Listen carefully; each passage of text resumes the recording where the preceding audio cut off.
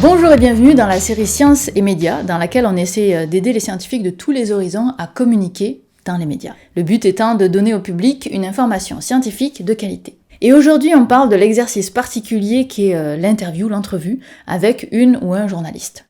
Et si vous avez déjà eu l'occasion d'en faire avec un média grand public, vous savez que même si votre découverte est absolument incroyable, souvent on s'intéresse plus au contexte de votre travail qu'à votre travail lui-même. Mais c'est assez normal finalement parce qu'avant d'être capable de comprendre ce que vous faites vraiment, il y a des choses plus fondamentales qui ont besoin d'être communiquées. Mais le mieux, c'est peut-être d'avoir un exemple réel pour comprendre ce que je veux dire. Et là, je vais vous laisser avec Thomas Gervais, qui va nous raconter une de ses expériences où il a été confronté à cette situation.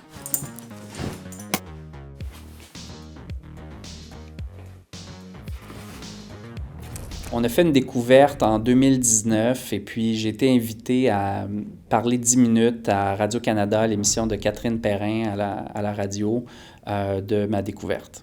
Et je m'étais préparé, j'avais préparé des diapos de vulgarisation sur comment mes multipôles microfluidiques fonctionnaient. Là, je sais que c'est du jargon.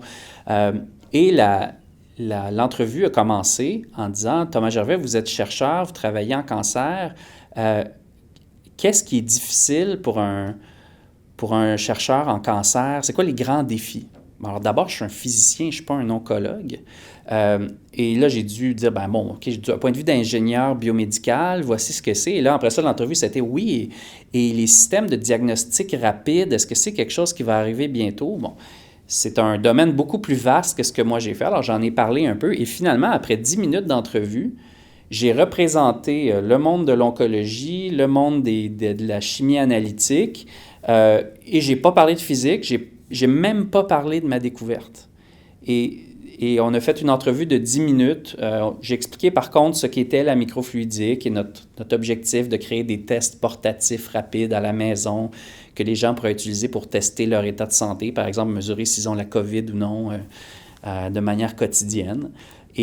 Et juste ça, c'était suffisant, en fait. Et au début, j'ai ressenti une grande frustration. J'ai même pas pu parler de ma recherche. Puis après, j'ai relativisé. Je me suis dit, mais c'est pas grave, parce que j'ai pu parler de l'importance de la recherche en cancer, de l'importance de développer des tests diagnostiques rapides, puis de comment, un petit peu ce qu'est la microfluidique.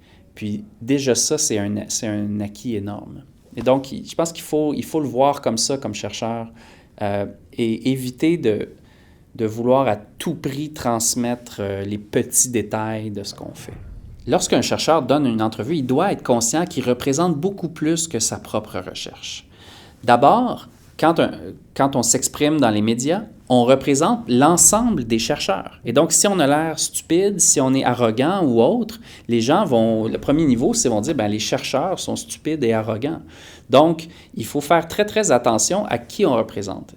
Et ensuite de ça, on va représenter notre expertise. Par exemple, moi, je suis un physicien, donc je vais être présenté comme ingénieur physicien. Je vais représenter le groupe des ingénieurs physiciens. Ensuite de ça, je suis spécialisé en mécanique des fluides, donc je vais représenter les quelques milliers de personnes qui sont dans ce domaine-là à travers le monde.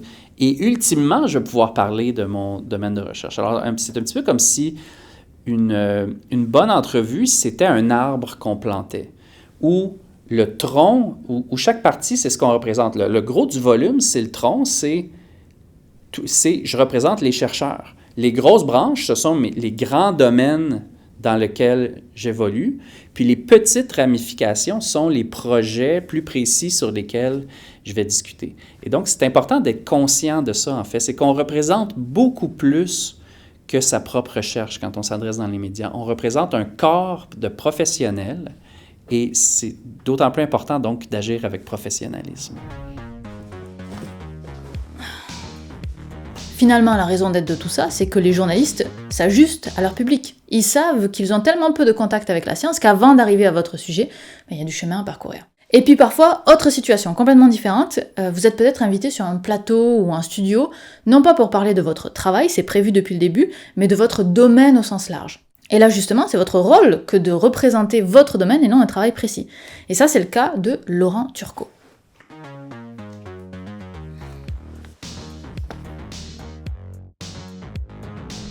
comme historien, moi, je veux dire aux gens que l'histoire, c'est pas aussi simple que ce qu'ils pensent. Tu sais, ils pensent que tu vas ouvrir un livre d'histoire puis ça va être, ah, voici ce que dit l'histoire. Ouais, ben non. En histoire, on travaille pas sur le passé, mais sur les traces du passé. Puis si t'as pas de traces, ça reste des hypothèses. Donc, c'est pour bien montrer que c'est une méthode scientifique et que parfois, tu as des interprétations qui sont contradictoires les unes avec les autres. Moi, souvent, c'est ça que je veux faire comprendre aux gens. C'est plus compliqué. Tu sais, je te raconte une anecdote.